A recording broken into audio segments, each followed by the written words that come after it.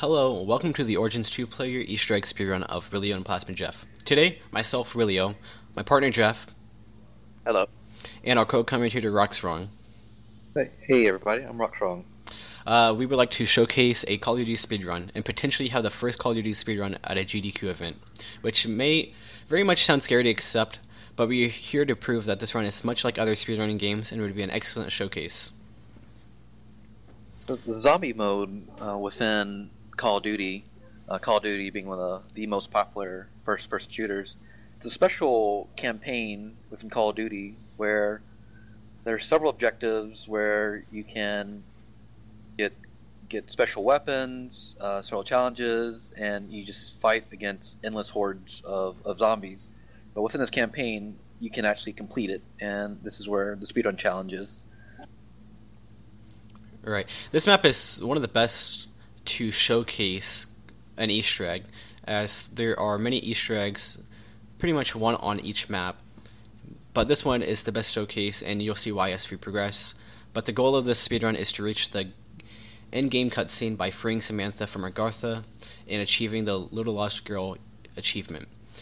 The game describes the Easter egg in 8 steps. The first step is being set up right now, which is secure the keys, which this means it is to obtain and upgrade the 4 elemental staffs.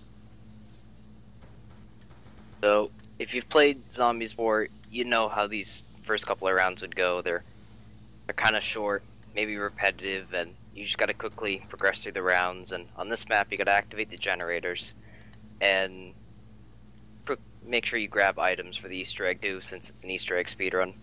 And there are certain paths you can take, but really for this one, Generator 2 is the best one to take. Right. One of the go ahead, Rux. There's several steps that need to be done in the low rounds here.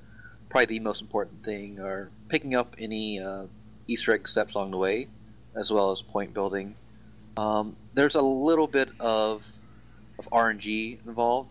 Not quite game-breaking, but it would definitely give an edge. Zombies can drop certain power-ups that can strengthen your character. For example, there's an insta-kill power-up where zombies will die with one hit. There's a double points power-up which will make your points worth double. Right. And point building is fairly important because you need to do certain things like buy things off walls, open doors, and the quicker you point build, the quicker you can speed run the map.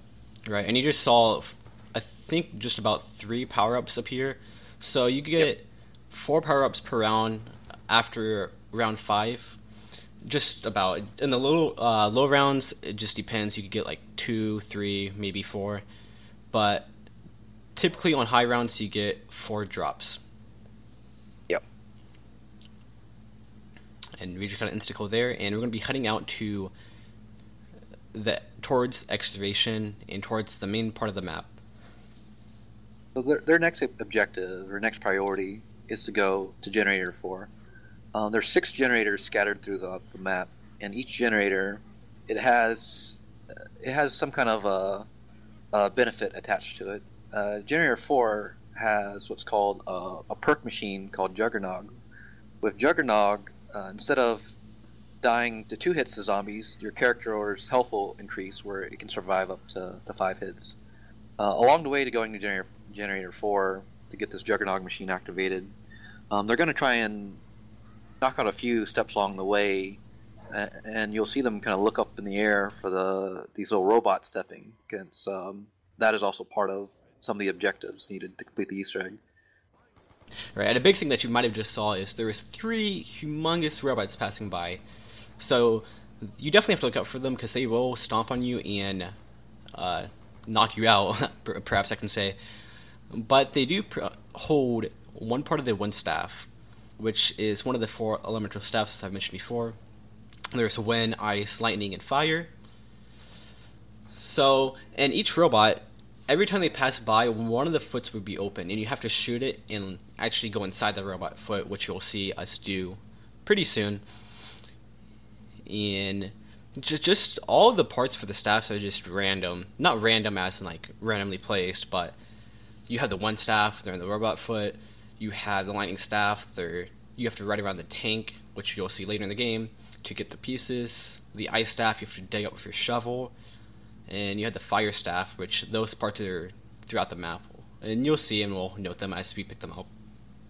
Something unique to Call of Duty Zombies is while it is a bit of a fantasy game, with there being endless zombies and bosses, there's a bit of realism in there that all the guns, all the weapons showed are kind of reflective of a history. In this case here, this game is kind of based around the World War I period. So like the MP40 was a World War German submachine gun. Now the exception to where they add little fantasy elements is that there's what's called a wonder weapon. The wonder weapon it's a super weapon which is very, very powerful, can kill multiple bosses, has lots of ammo, but the game challenges you. You have to work very hard to earn these wonder weapons, especially in this game mode here. And in this zombie mode, Origins, they happen to be stabs that represent the 4 elements, as Wheelio just mentioned. Right. Typically, there's only one wonder weapon, but this is the first Zombies map released HD4, which is really cool because on 4 players, which is the main way you play the game, is 4 players. Each person can have a wonder weapon, which is pretty cool. But in the higher rounds, only the ice staff and the wind staff can do serious damage. The other staffs don't do too much damage, but you won't notice that in this run because we will only go to round 18 in this speedrun. Typically, these co-op speedruns, they will go faster than if done solo. I currently actually hold the world record solo speedrun here. So what they're doing, I did it solo. I was able to complete it in 1 hour, 9 minutes. And when you co-op, since you can multitask steps at the same time and kind of coordinate steps, you eliminate a lot of the RNG. And if this is done 4-player, it could be done as quick as under 40 minutes. Yep.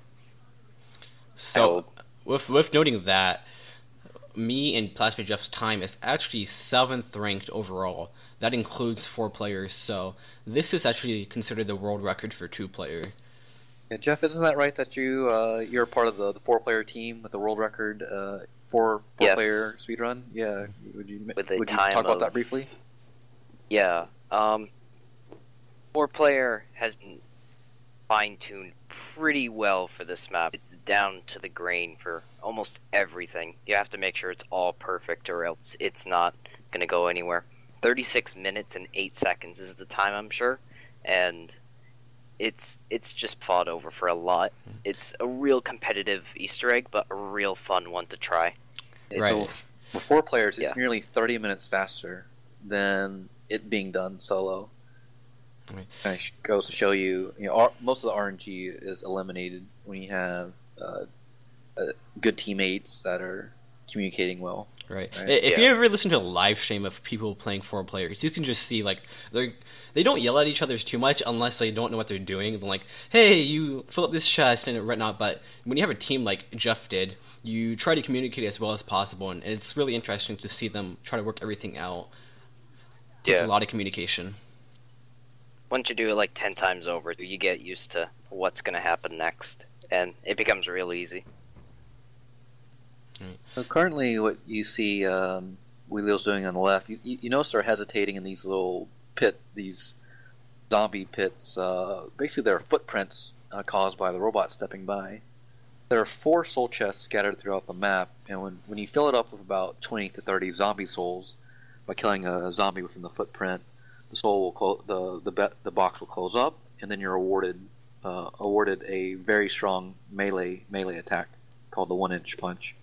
So they'll go from box to box together and try and fill it up. Now the challenge here, where there is some RNG involved, is that those robots, they randomly come.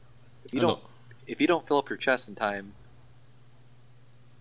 you have to reset the box. Oh, and we have a boss. Yeah, right now you can see the Panzer sword at spawn in. And if you communicate well, he won't be too hard to kill. You just have to shoot him and place claymores. Claymores do a lot of damage. You want to get his shield off, which we did. Not his shield, but his helmet. And you will see... I'm pretty sure I hold the Panzer, I come around, and then take him away, then just... You can see we've already put a lot of shots into him.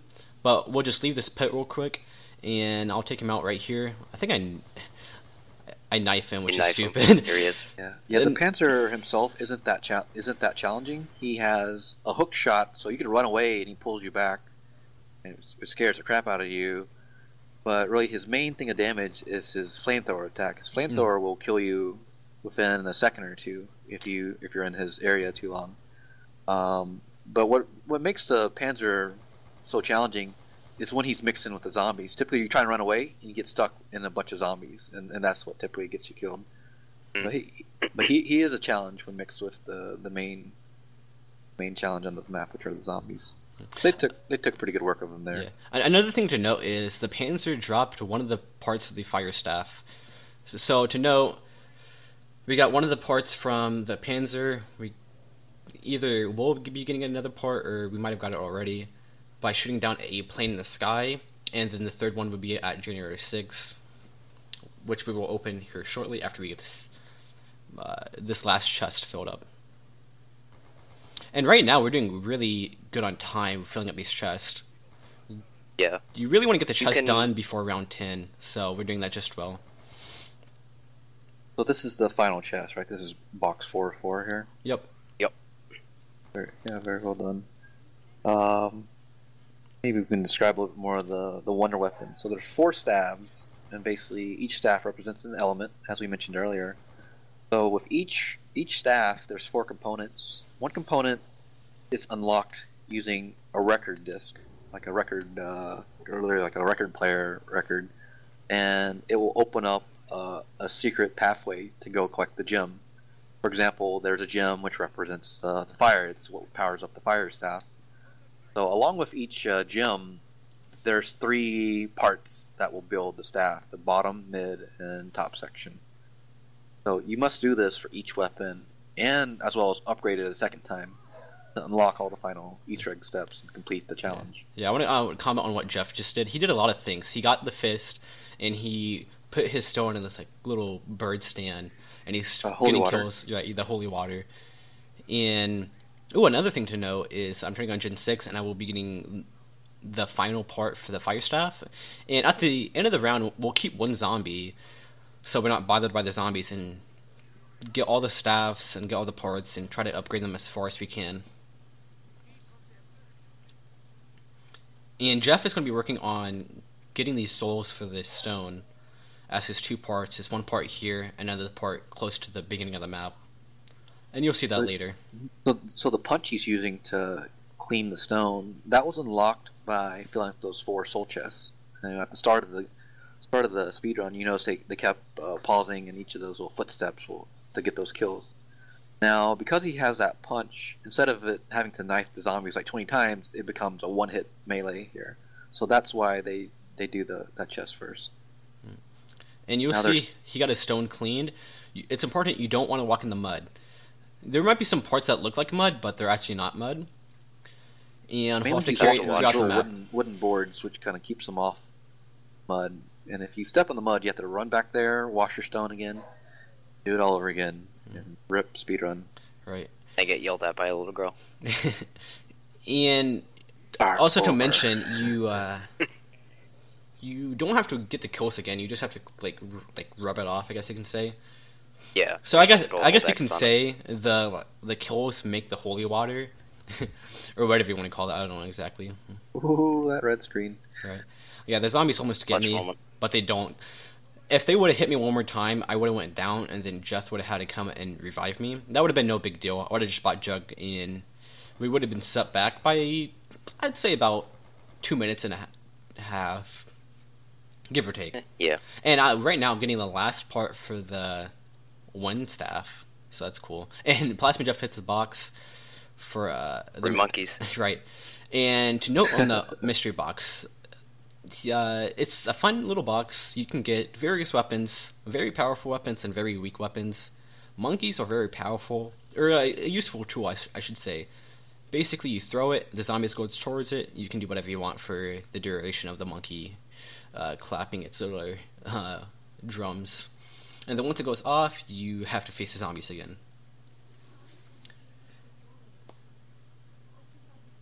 And right there, Jeff got the final part for the ice staff. So you can kind of see all the parts coming together right now as we will try to do this as fast as we can. Do the puzzles for the ice staff or all the staffs, and get them as soon as we can, and try to move on to the next step. What makes this speedrun challenge very challenging as well as a lot of fun is there's so many steps, there's so many parts you need to get, so many steps and upgrades. Like it's easily over 50 steps, and it takes quite a while to master it and learn it by heart.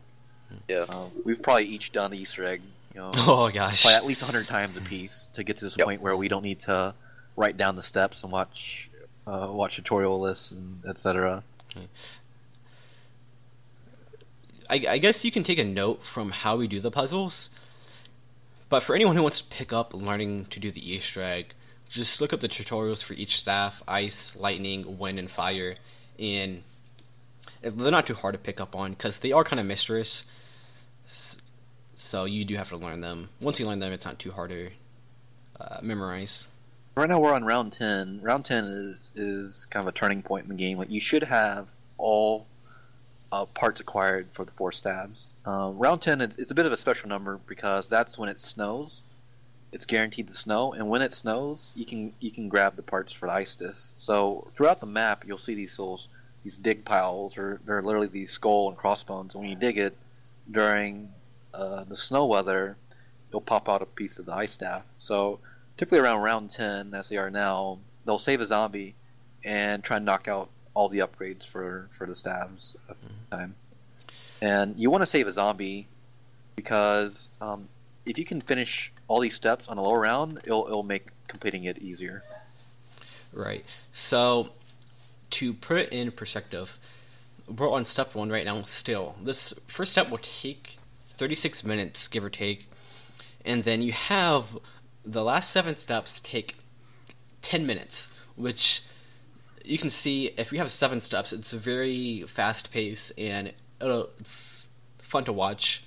And the 7 steps would be: step 2 would be Ascend from Darkness, step 3 would be Rain Fire, step 4 would be Unleash the Horde, which is really fun. You get a lot of the boss zombies.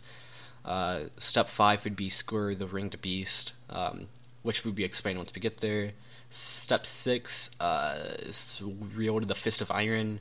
Step 7 is Raise Hell, which we're basically in this little part where you see Wheelio at myself and right now with the walls moving, and it's not hectic because we know what we're doing, but in theory it's supposed to be hard in terms of speedrunning. And step 8 is just finishing it, which is Freedom.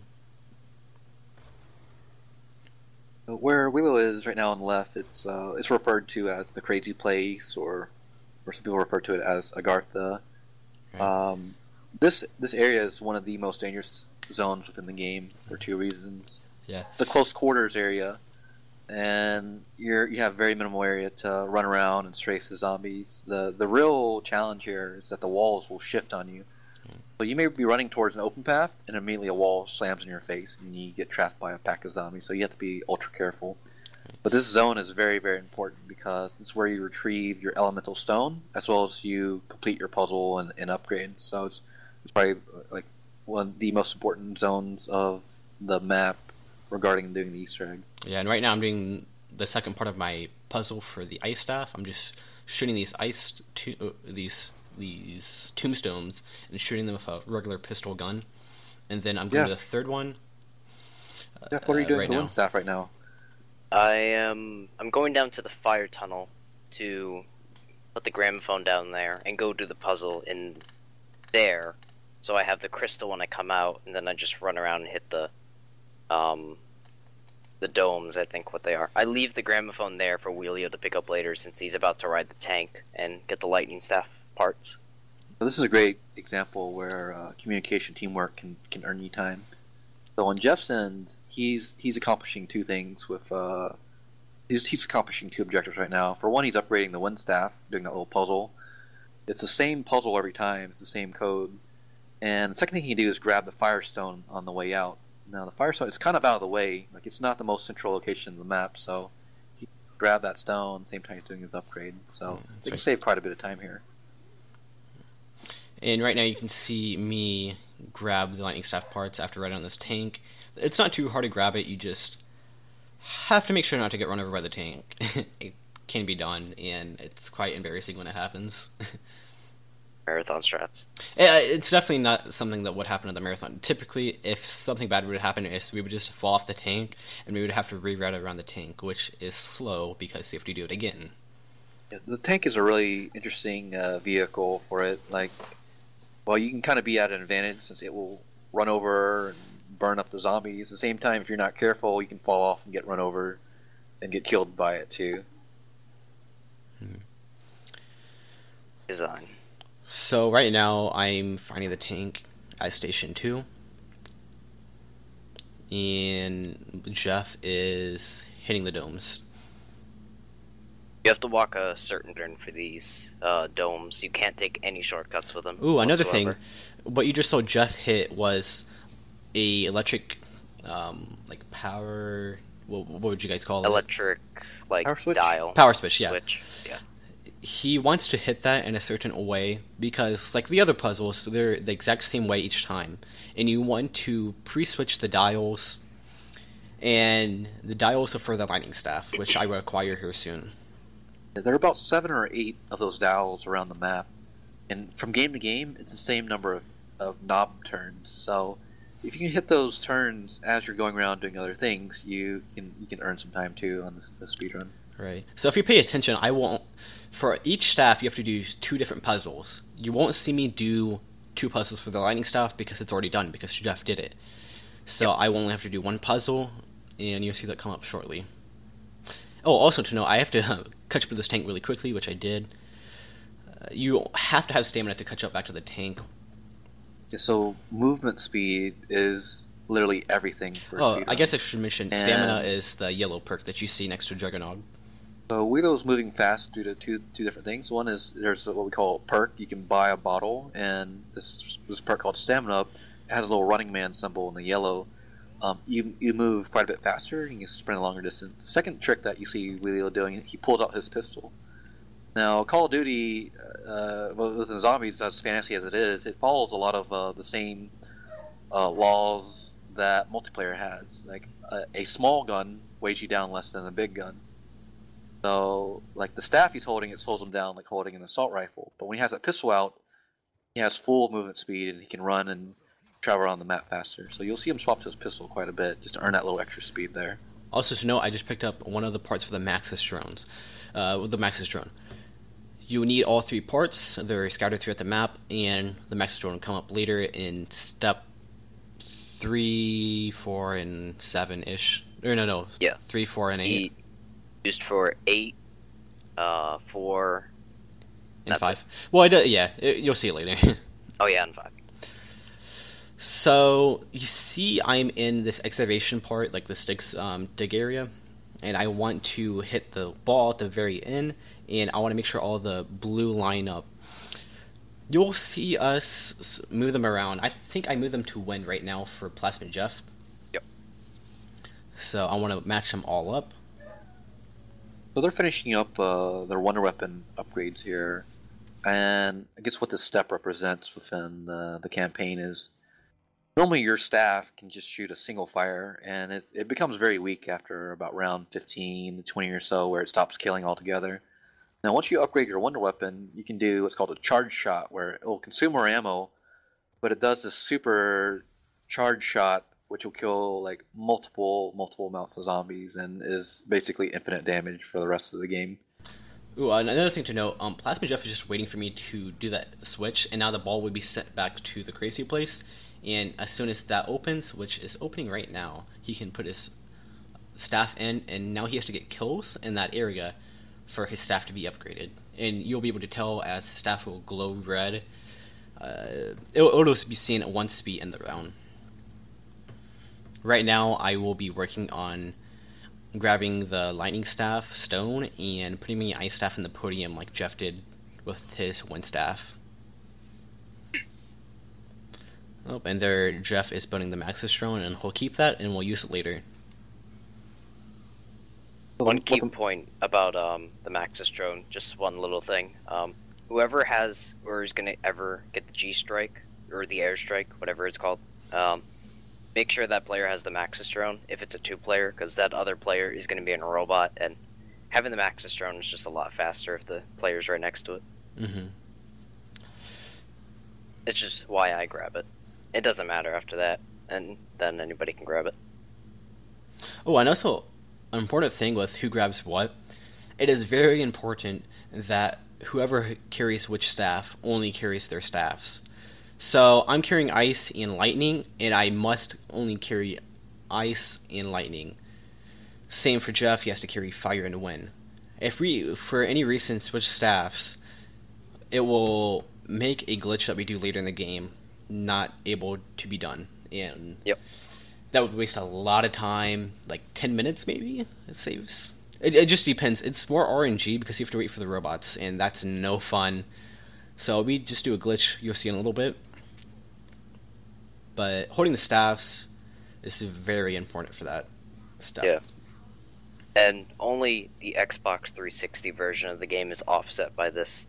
It's the only console that has that bug. It's something that was never patched and will probably never be patched, sadly. Right. So with patches in the game, usually the game comes out, they update the game with patches, and they update it for about, give or take, 6 to 9 months, and then they're just like, and then they just have the final model of the game, which may happen for a lot of games, but they just left the glitch in here, and it's fine because it's not like it hurts us in a way. So they're just about finishing up here. So there's two versions of each staff. There's just the single element version, and then what's called the ultimate staff. And the fire staff, which Jeff is wielding on the right side, is typically the last one that is upgraded. The process to unlock the fire staff upgrade will charge up all the other staffs. The final step to charge up the other staffs is to kill zombies in the crazy place. That way their souls come in and then charge it up. Yeah, and right here I just have to hit these numbers that I know, and then leave the portal. And if you listen closely right there, you can hear two different tunes. One tune was for the first puzzle, and one was for the second puzzle. They come at the same time because the second part's already done. And since I'm about ready, I signaled Jeff to end the round. That way we can move to the next step as quickly as possible. Another thing to note, round 11, this Panzer comes again. The Panzer comes every 3 rounds, and starting on round 14, there would be 2 of them. Then on round 20, and forever after that, there would be 3 Panzers that come each round. They can kind of be a pain on co-op, but if you have upgraded staffs, they're not too hard to deal with. And right here, I wreck him pretty easily.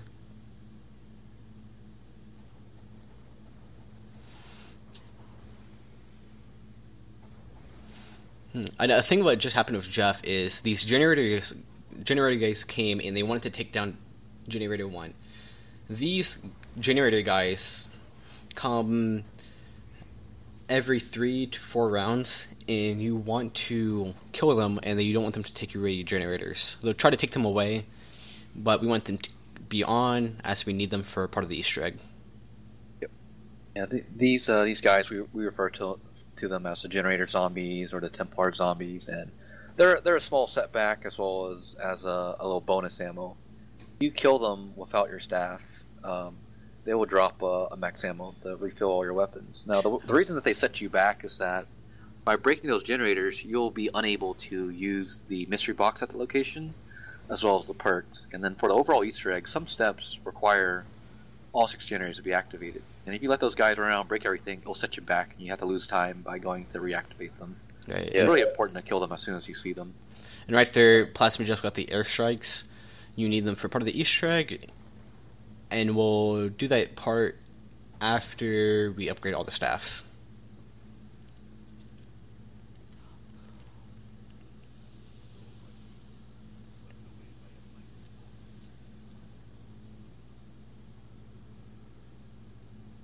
So we're around 12 now, and things are wrapping up quite nicely.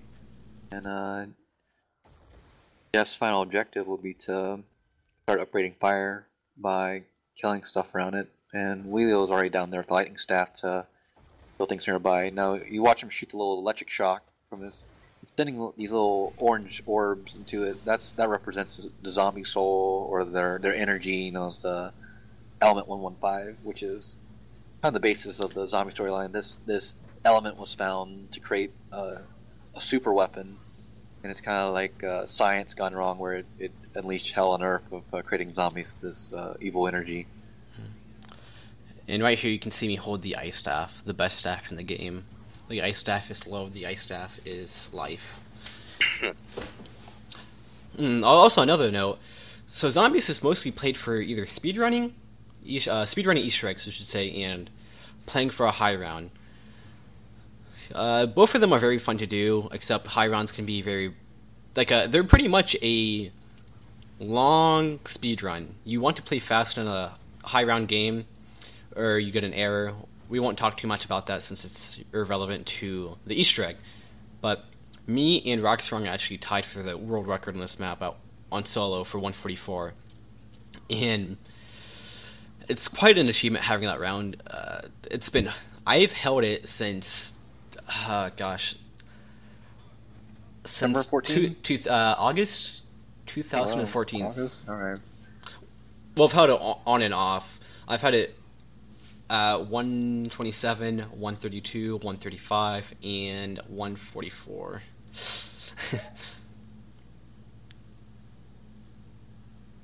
Why that's a big deal on this map, of course, is the game is limiting you to 26 hours due to multiple, theories, I guess, or hypothesis people have on why the error is caused. It's limited to 26 hours of game time, so this map is basically a speedrun high round.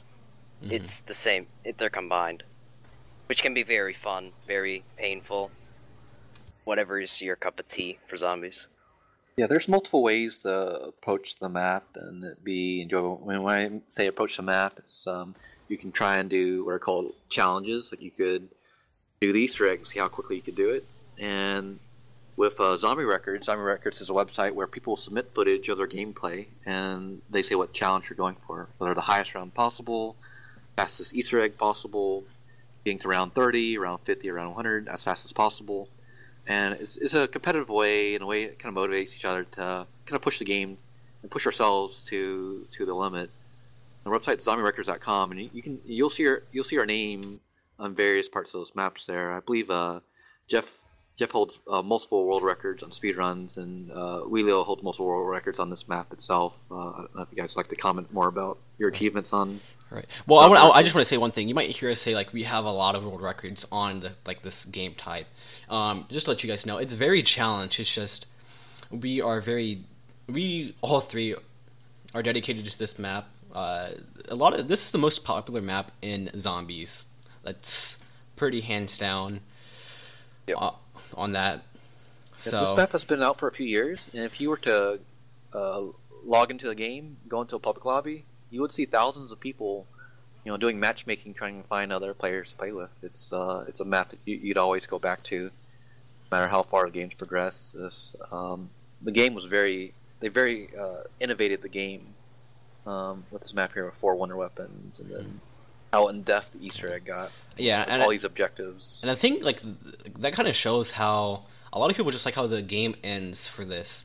It's very climatic, and it's just it just brings a strange feeling to all the zombie players, as it's kind of an unexpected ending to the series. You'll see later as you'll see the cutscene. But I'll let that play later. On the right corner, Jeff finally finished the fire step upgrade, and this is a really big deal here. We're starting to wind down here. The most tedious part of the Easter egg is just there's so many steps to upgrade all of it. And the final part will be to go inside the robot foot, unleash all the bosses, and that can conclude the Easter egg. So here it's you're kind of down to the wire, and this is what will make or break your world record. So Jeff, can you explain what you're doing? You're running down there with the fire staff. Yeah, I'm running down to another fire staff podium, but another staff podium in general. What you're really supposed to do here is take all the staffs and put them in a special podium across the map. There are 3 in each head, and then 1 down here where I am at the moment. But there's this glitch that they never patched, where the game doesn't detect what staff you're putting in. As long as you put the A staff in a podium 4 different times, it thinks the step is completed once you do that. So we just kind of do that to save time, because you have to wait for each robot to come in, and each one takes about 3 minutes to walk by. It'd be a real run killer. So each robot rotation, like every pass of the robot, takes between 2.5 to 3 minutes from my past timing and observation. Now each staff has a dedicated robot. It is complete RNG based which robot comes. You could have the same robot come 10 times. Yeah, talk about that on solo. But due to having co-op and then this little glitch here, you get this little exploit here, and it's acceptable. You can speed up your speedrun by quite a bit. Oh, wait, okay. For some reason, I thought you couldn't do it on solo, and I was going to say talk about it on solo because you had to do it. But you actually can skip it on any amount of players. I mean, you could still put all the staffs in the heads if you want. It doesn't matter really, unless you're going for a speedrun time. But it's a real pain in the ass to do it. So here, when Jeff put the fire staff down in that pedestal 4 times, summons all 3 robots coming at the same time. And when all 3 of them are coming, you kind of have to guess which foot is open. Yeah, you should find it really quickly, in which I did. And I'll have to hit a button, and I'll have to throw this airstrike at the same time. First attempt. Yeah, we get it. Yeah. And then you want to open this up, and you want to use some Maxis drone. And I just let this play through, and then, see it crushing down. That one missile, though.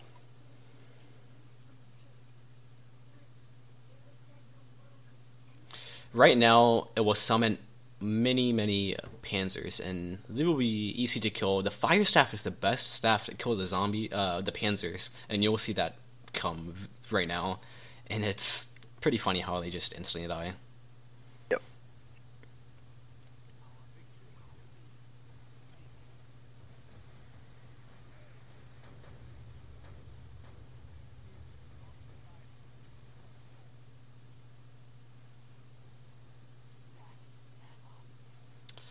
So once we kill them, we'll go into the next step, and you'll need a zombie blood, which is a power-up. So we killed all of them, and Jeff will have to find a zombie blood. Yep. And I will hit these 4 chariots. With fire on them, and it will release a zombie blood at the top of the map. Kind of a little trick that you can do to save time. Yeah, this objective is called Skewer the Winged Beast, and what that means is in the air there are hundreds of airplanes flying around. One of those airplanes, when you get the zombie blood mode, which makes you invisible to zombies, one of those airplanes will light up on fire. That's what the Winged Beast is. And you just saw him pick up the Maxis drone again from the beast, and then we will run down to the excavation part where all the staffs are, and move on to the next step.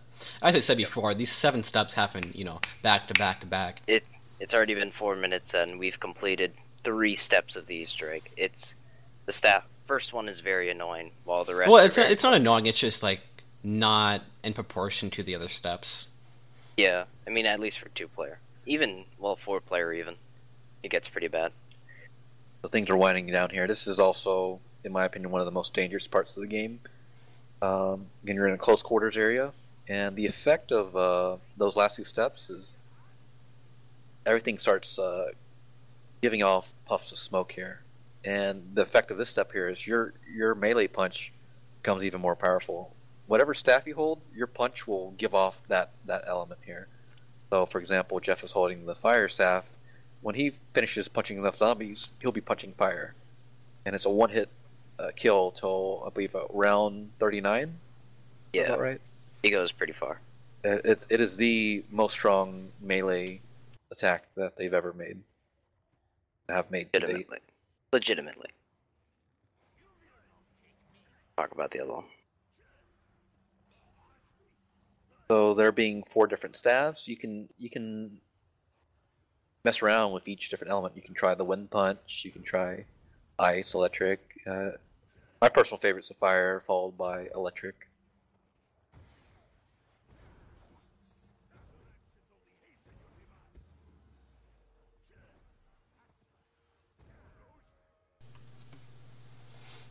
But here they're finishing the step on round 16. It's very helpful to get to this step at a low round. Round 16 would be considered a fairly low round for this Easter egg. Currently they have the regular punch, the 1-inch punch, where it doesn't have any elements attached to it. That punch is a one-hit kill till about round 19. If you were to mess up your steps and not use your zombie souls efficiently, you could be here as high around as round the high 20s or 30s, and your punch becomes a 2 or 3 hit. This step becomes a nightmare, and you're getting hit by zombies while you're punching them. So, the better you line up your steps, the lower round it is. Not only the better time, but the easier the whole Easter egg is.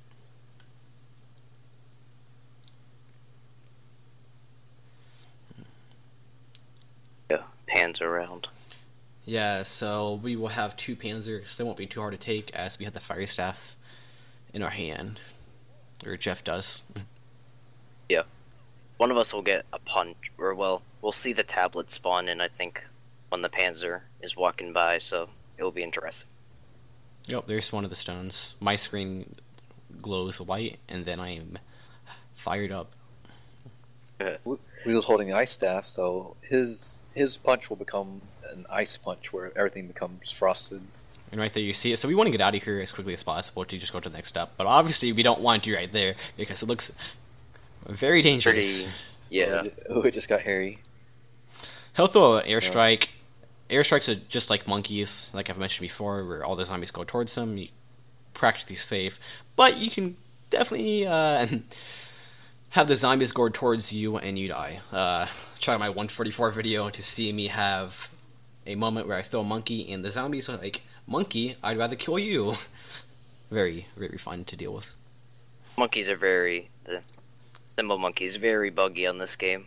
Yeah, even like its upgraded version, the G Strike, it's not very well done compared to its predecessors. I feel like they're all done about the same amount. Like they all have their chances of like having an error. It's just you gotta. It's pretty reliable. I gotta say that. I feel like this game did worse, but what are you gonna do? Right. And right now we're in the final step, which the game calls Raise Hell. So what this step means here is, as I mentioned earlier, how the walls keep shifting, can trap and kill you. Raising Hell, you raise those walls so that they're no longer going up and down, up and down. So the final step requires you to put your wonder weapon, your staff, back into the pedestal. So this is also a very dangerous step, because you just lost your best weapon. You've got to really just rely on your jukes and then your punch to get all your kills. And I'd say, how many kills would you say approximately it is to finish this step here? Exactly 120. Yep. 120 zombie kills. Yep. So that's going to take a couple rounds. There aren't even 120. There isn't even 100 zombies in round 18, 2 players, so it definitely takes some time. Oh, and something to note, we're at the fire staff tunnel area. Or not the fire staff tunnel, the fire staff area. Since it is the fastest spawn zone, that means they're spawning the fastest over there. So we can kill them quicker and kill 100 zombies as quickly as possible. Yep.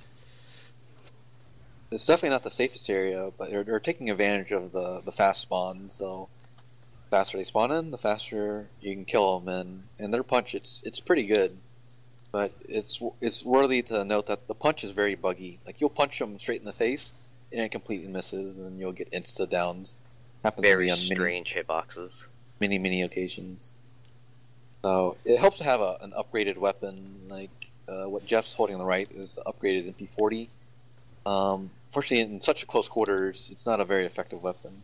Yeah. It's pretty much if you had the perk like double tap, it'd be very useful, but I don't have that, of course, so.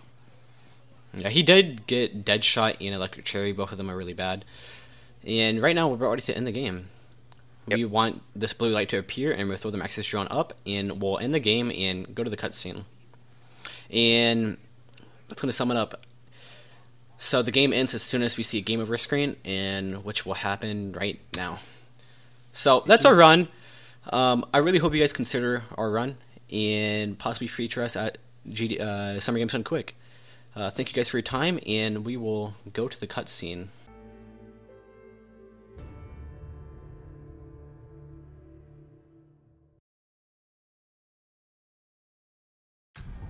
As the gates to Agartha opened, the 4 heroes were rewarded with riches beyond imagination.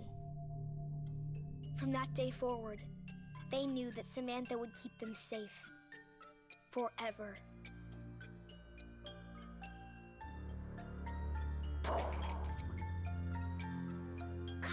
You're getting everything wrong.